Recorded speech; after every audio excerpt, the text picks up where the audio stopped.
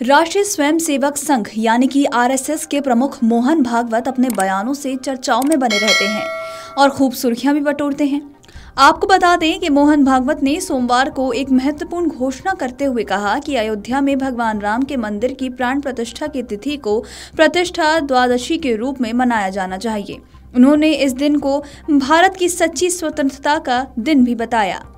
आपको बता दें कि आरएसएस प्रमुख मोहन भागवत का यह बयान श्री राम जन्मभूमि तीर्थ क्षेत्र न्यास के महासचिव चंपत राय को इंदौर में राष्ट्र देवी अहिल्या पुरस्कार प्रदान करते समय आया। मोहन भागवत ने कहा कि ये दिन अयोध्या में राम मंदिर के पुनर्निर्माण और भारतीय संस्कृति की पुनर्स्थापना का प्रतीक बन गया है। भागवत ने कहा कि 15 अगस्त 1947 को देश को ब्रिटिश शासन से राजनीतिक स्वतंत्रता मिली, लेकिन उस स्वतंत्रता की दिशा और उसका असली उद्देश्य संविधान के गठन के समय स्पष्ट नहीं हुआ। उन्होंने ये भी कहा कि भगवान राम, कृष्ण और शिव जैसी देवी देवता भारतीय जीवन मूल्यों का प्रतिनिधित्व करते हैं जो देश के स्वतंत्रता का हिस्सा है और ये केवल उन्हीं लोगों तक सीमित नहीं है जो उनकी पूजा करते हैं।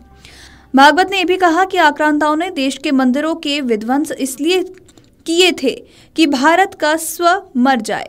भागवत ने कहा कि राम मंदिर आंदोलन किसी व्यक्ति का विरोध करने या विवाद पैदा करने के लिए शुरू नहीं किया गया था।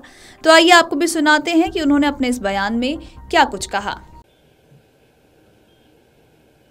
प्रतिष्ठा द्वादशी, पौष शुक्ल द्वादशी का नया नामकरण हुआ। पहले हम कहते थे वैकुंठ एकादशी, वैकुंठ द्वादशी, अब उसको प्रतिष्ठा द्वादशी कहना है, क्योंकि अनेक शतकों से परचक्र झेलने वाले भारत के सच्चे स्वतंत्रता की प्रतिष्ठा उस दिन हो गई। स्वतंत्रता थी, प्रतिष्ठित नहीं थी,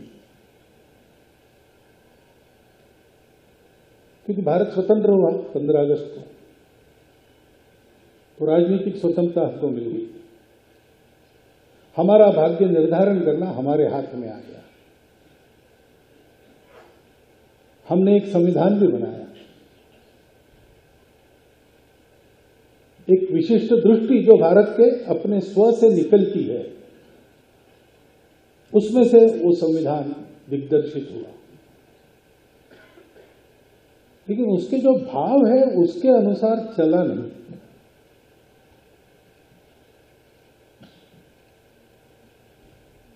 और इसलिए हो गए हैं स्वप्न सबस आकार कैसे मान ले, टल गया सर से व्यथा का भार कैसे मान ले, ऐसी मनस्थिति समाज की। क्योंकि जो आवश्यक स्वतंत्रता में स्व का अधिष्ठान होता है वो लिखित रूप में संविधान से हमने पाया,